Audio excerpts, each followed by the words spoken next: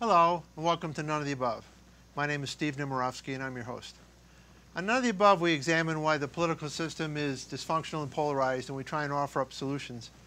And I don't think you can have a conversation today about dysfunction and polarization without talking about the news. Obviously, the phrase fake news is pervasive. Everybody has their idea of what fake news means.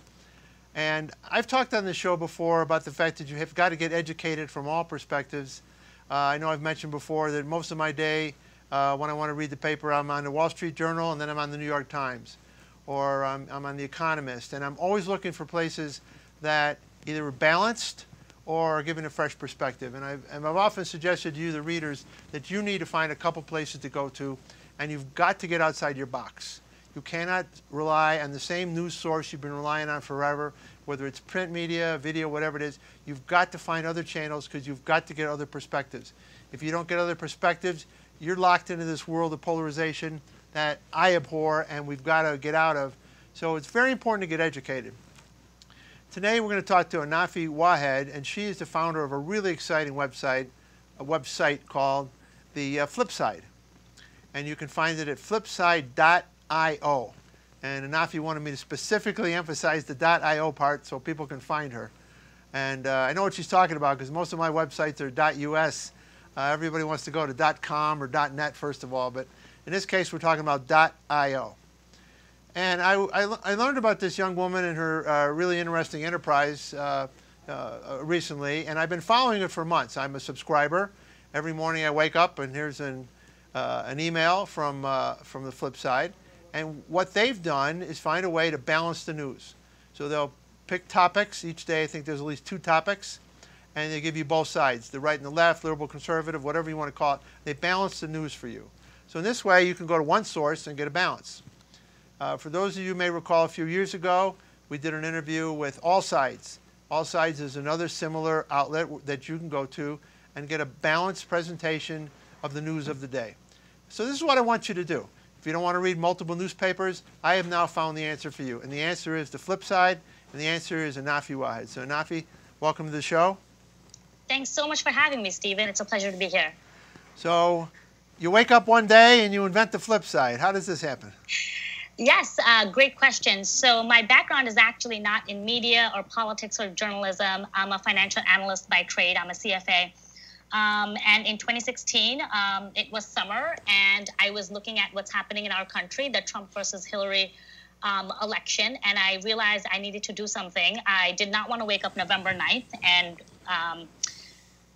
realized I could have done something more. So I quit my job at Ernst & Young. I went to work for the Hillary campaign up in New Hampshire, and that's where I really came face to face with what we have now all realized, which is that the media bias and the echo chambers and how harmful they are. And so after the election, I spent a couple months, not going to lie, being very depressed about the outcome of the 2016 election, as you can imagine. But then instead of joining the resistance, I decided to take a longer-term approach and actually address one of the many roots of the problem, which is media bias. And so I started the Flipside in February 2017 with the hope of bringing myself and my friends in New York City out of the media bubble to give them a balanced viewpoint from both liberal and conservative perspectives. So you mentioned you were working on the Clinton campaign. Mm-hmm. What were you seeing on the campaign at the time? Because that was obviously part of your work. What were you seeing that was causing you concern about balanced reporting of news? I think when you're working for the campaign, you are so busy day to day that you don't really have time to follow all of the news and all of the op-eds. And so we were receiving talking points from the DNC, from the New Hampshire Democratic Party, and I was still following just CNN and the New York Times. And so what I was getting was a very different picture of what was happening on the ground. So when I would knock on the doors of conservatives and moderates and independents in New Hampshire, they were telling me about things. They were telling me about the real day-to-day lives that I was not informed about living in my echo chamber in New York City, having worked in finance and making 6 figures in a previous life. A specific story I always recall is it was late October. I knocked on the door of a woman who was a registered Democrat. And I knocked on her door expecting to just tell her, to make sure she's going to go to the polls on November 8th. And she saw my Stronger Together t-shirt, and she says, "Don't waste your time. I'm voting for Gary Johnson." And so, of course, I launch into my usual spiel about how this is an important election. We want to make sure Hillary Clinton gets to the presidency. You know, voting for Gary Johnson is a wasted vote, et cetera, et cetera. So this is an elderly woman. She is disabled. She came to the door with a walker. Her home is very modest. It's a one-story house in the middle of rural New Hampshire. And she says, "I get $400 a month from Social Security, and it's not enough to pay the property taxes on my home. They're foreclosing on my home in next month. If you tell me right now Hillary Clinton has a plan to save my home, I will go vote for her."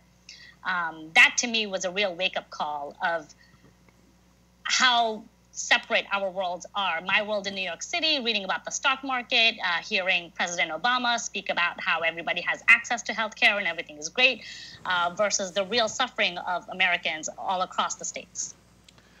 So that's interesting. You heard my introduction, obviously, to this segment, and I think far too many people do get into their news silo. So you said your news silo had been maybe the New York Times or CNN or wherever you're getting your news, or maybe the late night comedy shows, wherever you're getting it. Yes, but now you're going door to door and you're talking to people who maybe aren't sharing your views or have different problems, and it's a wake-up call. That's fascinating to me, because quite frankly, I find most people in your same situation either would have ignored the woman at the door, or would have more or less come back and dug in even harder and basically said, "We're not doing a good enough job here of how we're messaging to this woman." They would not have awakened to the notion that maybe there are other messages out there. Absolutely, and I think some of it is messaging, right? The Democrats, and I have said this many a time, do not do a good job of advocating for their message, advocating for their policies. At the same time, it is true that there is a media bias. Data shows that over 90% of the journalists who donated to political campaigns in the 2016 election donated to Hillary Clinton. The IG report that recently came out shows pervasive bias at the FBI.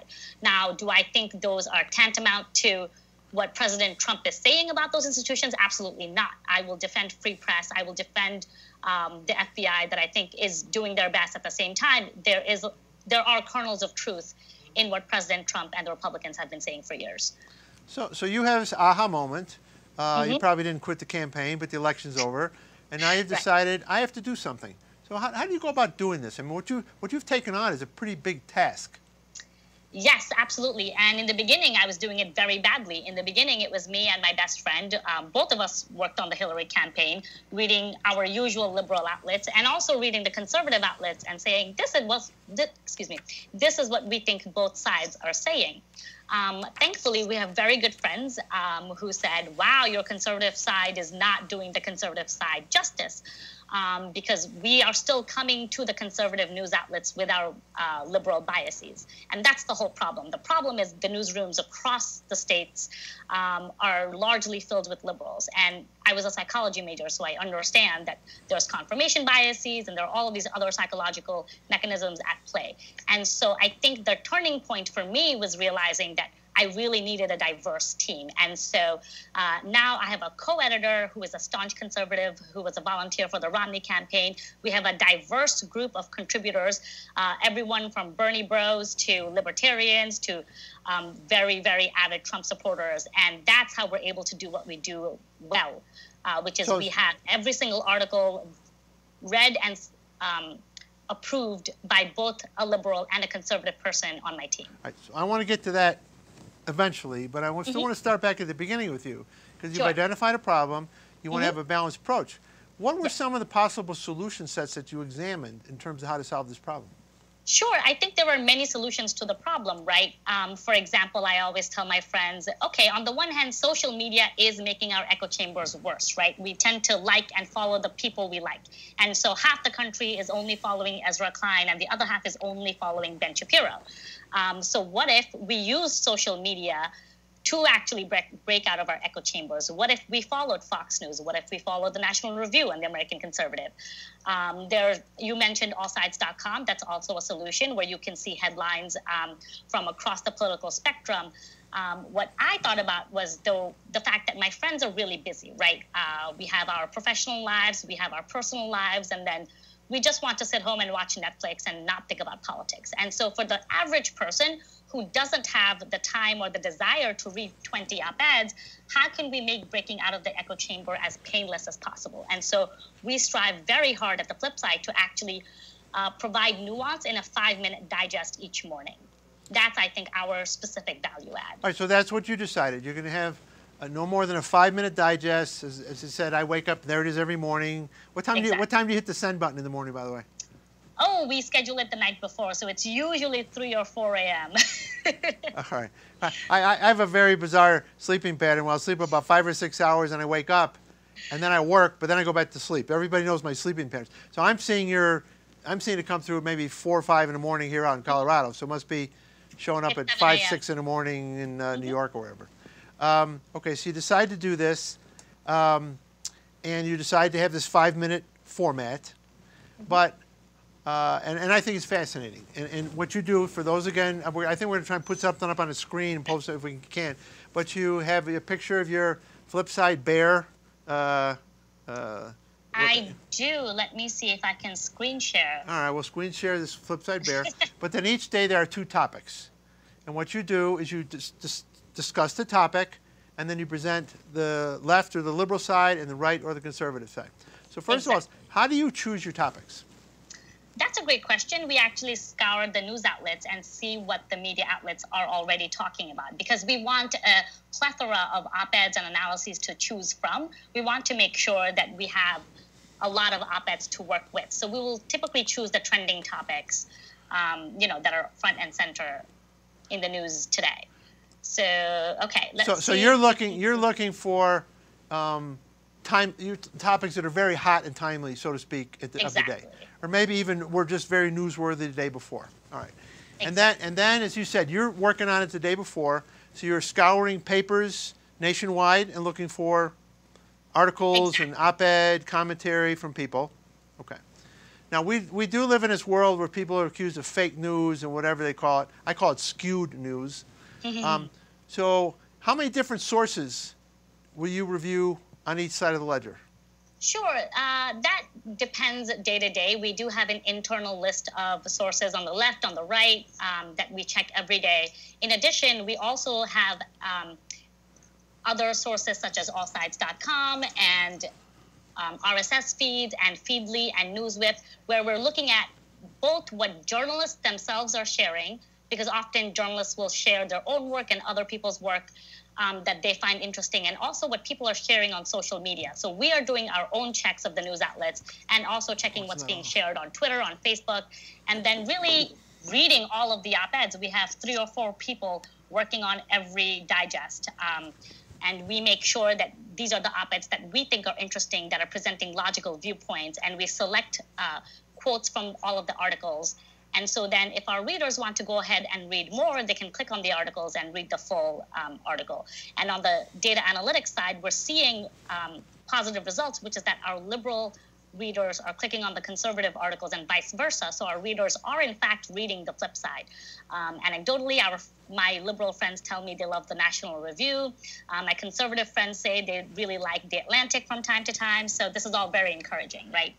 How can we help people break out of their echo chambers from their media bubbles for even 2 minutes, 5 minutes a day? Oh, I think that's really good that your analytics are telling you that you're getting that kind of crossover. Absolutely. Now, right now, are you limited solely to print media? At the moment, yes. Sometimes we will quote someone in a video, in which case we'll link to the video. Do you have thoughts about having video opportunities here too, or do you think you're going to stick with the print media? Right now, there are enough op-eds in print to keep us plenty busy. As our team continues to grow, as we raise funding, that's definitely something we're thinking about, one step at a time. Now, we're in a political campaign time right now. We're in the midterms. The commercials are pervasive, and everybody's making their viewpoints there. And I know a lot of people are concerned about these political ads and whether they're true or not and everything. Have you thought about doing a feature on a political ad, where you take a political ad and you more or less break out both sides of what that particular argument is somehow, so that people have a connection to the election? That is something we think about. However, a lot of the midterm elections are focused on specific states, and because our readers are spread across the nation, we don't know if that will go over well. For example, if we're focused on where I am in New York versus, focused on issues in California. Now, granted, some states are more important than others in terms of flipping the House, flipping the Senate. That's something we're thinking about. This is the first midterm elections that we've been around, the first big midterm elections. And so we want to make sure that whatever we do well. And so right now we have a proven formula for looking at trending topics and reading op-eds and doing that really well. So we don't want to, steer into new areas that maybe we will not perform so well in. Yeah, by the way, I think what you just said is critical, that you have to do it well. Exactly. But where I'm trying to push you to is that once you have a formula where people view you as a balanced source, it would be really great if you, the more you can expand that and create balance in other arenas. What kind of pushback, if any, do you get where you get a phone call from someone, you got that topic and you didn't accurately represent, or you didn't do the right quote or whatever? How much of that is going on here? Absolutely. So let me start by saying we get so many emails every week telling us, that we're doing a great job, or how encouraging it is to see a group of people working on this together, specifically a politically diverse group such as ours. But we do receive our angry emails from both liberals and conservatives from time to time. It's funny, our liberal readers think we lean too conservative, and our conservative readers think we lean too liberal. We do get pushback, oh, you missed this op-ed, or you're covering this topic too much. For example, our conservative readers say we cover the Mueller investigation too much. Our liberal readers say we don't cover the climate change issue enough. So the way we look at it, if we're getting the same amount of pushback from both sides, we must be doing a good job. We do get some pushback around false equivalency, about putting, specific outlets next to other outlets that some people view as not as credible. And again, we vet every single article we cite. And so to date, nobody has pointed us to any article we have cited that contained false information. Now, that information may be biased, but that's the whole reason we exist. So when people talk about fake news, they are actually talking about potentially two different things. One is news that's fake, where they say the sky is green. That's just simply false. But then they also talk about fake news in terms of bias. And we actually think bias in and of itself is not inherently a bad thing. I do want to hear what Ezra Klein and Ben Shapiro have to say. I do want to hear their opinion. It's only bad if half the country is only listening to one and the other half is only listening to the other. And so we 100% agree that the articles we cite are very biased, and that's why we're presenting both sides. And I think I mentioned earlier, that's why I've started calling it skewed news. Because it's not that it's inaccurate, it's just that it's so skewed. I can watch President Trump do a press conference, and then I will the next day see how it's presented in the news. And quite frankly, both sides, from my perspective, usually get it wrong. They're so busy skewing it that, that the skewing in and of itself is an element of misrepresentation. And that's what I found. I didn't used to watch press conferences, but I started watching them specifically because I wanted to see what my takeaway was compared to what theirs was. So now you've built a small but mighty army. Tell me how you assembled your team and how they work together. Sure. I'm trying to share my screen. Let me know if it works. Oh, now we got you. There's the flips up. Well, first we had it. There it is. Excellent. So my team has actually been growing organically. So Jahan, my co-editor, who is amazing, and we talk to each other for hours every day and argue about which topics to choose and which articles to cite. He is a friend of a friend. He lives in Chicago, actually. So all of our work is done on Google Docs and Slack channels. And our team of contributors are coming from my personal network from the campaign, from Jahan's personal network, and also we have our internship posted on internships.com, which you should look us up if you'd be interested in joining our small but mighty team. And it's really fascinating. And it's also funny, one of the first things we ask when we're interviewing someone is, oh, what are your political beliefs? So that's always a nice icebreaker. Do you have any independents? We do. We definitely have people who, are fed up with both parties, who are generally trying to figure out if there's a third way. I know that's something that you're very passionate about. So. No, I'm totally passionate about the fact that both parties don't get it right, and there are a lot of independents out there who want a voice. So I didn't know how you tap that particular voice. Sure. Right now, we are limited to mostly covering liberal and conservative viewpoints. Sometimes we'll have a libertarian take from, say, Reason Magazine. Other times we'll do something from the center, maybe Bloomberg or some other outlet. Because the majority of the conversation is being had still under this binary perspective, we're sticking to that for now. But we look forward to adding a third column someday. Now, one thing that I'm used to from the news these days is fairly popular, is this notion of, over the weekend, giving people more content. Right. Have you got any thought to doing a weekly topic and giving them significantly more content if they want to drill down and really get to the essence of something? I think as our team continues to grow, that's something to think about. But again, I think our value add is really acting as the first line of defense against all of the news that's always coming out these days. So we want to make sure that we're making it as easy and seamless as possible for our readers. Here is a 5-minute digest, quick quotes from Fox, from National Review, from Vox, from Chicago Tribune, etc., and then you can choose to dig deeper if you want to. I'm not sure that if we start expanding our daily digest, that would go over well with our readers, because we're specifically writing for the person who has limited time and bandwidth. Now, but, you talked about happy to explore all options, really. You talked about analytics before. How's the growth of the organization been in terms of viewers? I mean, we've been growing organically via word of mouth and earned media. So I've had a couple op-eds published in the Wall Street Journal. I've appeared on Fox and a few other networks. And so right now we're actually skewing conservative. So we're hoping to make some headway with some liberal networks. There are thousands of people who open us every single day. We have some very avid readers. And whenever, we take a few days off for a holiday, we get emails saying how much they miss us. And so it's all very exciting. We're hoping to run some social media advertisements soon and see what the response rate is there. But to date, it has been word of mouth and earned media, and that's been working for us well so far. Well, again, I love your product. I think it's crisp, it's clean, it's timely, and I congratulate you on your success today and future success.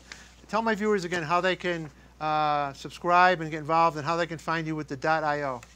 Sure. Thank you so much for having me. It's really nice to be able to talk about the product in a meaningful way. Sometimes I get just 2-minute snippets. You can find us at theflipside.io. And we also have a Twitter account called Know the Flipside, KNOW the Flipside. So you can find us on Twitter. You can find us on our website, theflipside.io. Thank you all so much. Well, you've been a great guest, and thank you. Bye. We hope you enjoyed today's show. As always, our goal is to educate you and to provide solutions.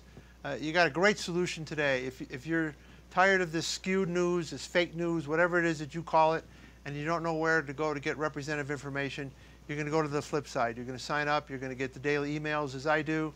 Maybe you don't have time to read them every day, but if you go to their website, you can then look up and see all the topics that they've covered, I think literally since the beginning of time, pages and pages of topics. So if you're not caught up on a topic and you want to know what happened with something a month ago, you can still go there. And then, as Annafi said, you can then look at the articles and you can click to where you want to go. And I'm going to encourage you to do what she talked about that her friends are doing. If you're starting on the liberal side to the left of this, click a couple articles on the right. If you're starting on the right, click a couple articles on the left. I'm not trying to suggest you have to flip sides here, but you have to definitely flip thinking. You've got to understand that there are two sides to every argument, and we've got to break the cycle of dysfunction by having people talk to each other. If you don't understand where the other side's coming from, you can't talk to the other side. And if you don't understand where they're coming from and you can't talk to them, you cannot solve problems. That's the dysfunctional part of this. We're not solving problems. Remember, if you're not part of the solution, you are part of the problem. Thank you.